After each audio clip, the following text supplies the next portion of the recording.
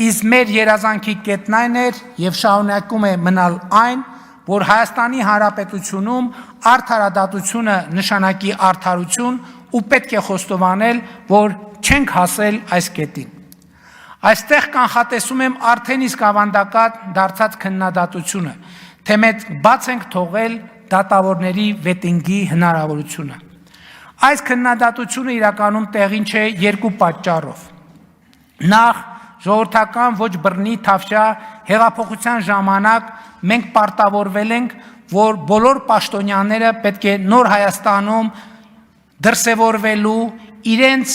ուժերը ներդնելու շանս ունենան եւ ճշգրիտ հավատանի մենք մնացել այդ խոստումին։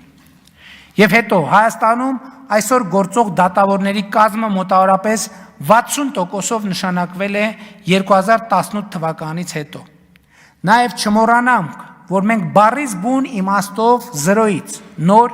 հակակոռուպցիոն դատարան ենք ստեղծել 3 առաջին ատյանի վերաքննիչ եւ վճռաբեկ դատարաններով։ Բայց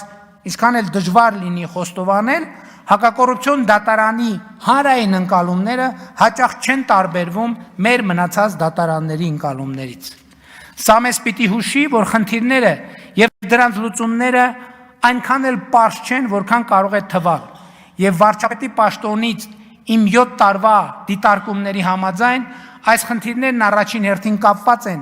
այն իրավաբանական մենթալիտետի եւ կրթության հետ, որ երկար տարիներ հաստատվել է Հայաստանում։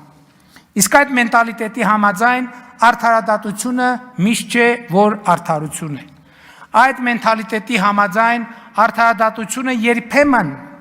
ոչ միշտ, բայց երբեմն կարող է նմանվել տերովին տերն է տարել անտերին գելը հին ժողովրդական առածին եւ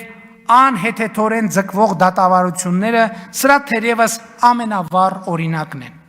Այդ մենթալիտետի համաձայն արդարադատությունը կարող է հասանելի լինել միայն էլիտար փոքրիկ խմբակի եւ դրա մեջ տարօրինակ ոչինչ չկա։ Այս տրամաբանությունը ժամանակ առ ժամանակ արտահայտվում է թե օպերատիվ, թե քննչական, թե դատախազական, թե դատավորական օղակներում։ Ամոթ է արդյոք 7 տարի վարչապետի պաշտոնը զբաղեցրած մարդու կողմից նման խոստովանություն անելը։ Իրականում կամաչեի նման խոստովանություն անել, եթե առավելագույնը առաջ չլինեի նման վիճակ չունենալու համար, սկսած դատարանների շրջափակումից, վերջացրած դատաիրավական համակարգերում աշխատավարձերի շատերի կողմից անտրամաբանական համարվող բարձրացումից, շարունակած ամենատարբեր հնարավոր եւ անհնար կադրային փոփոխություններից ու ինստիտուցիոնալ բարեփոխումներից։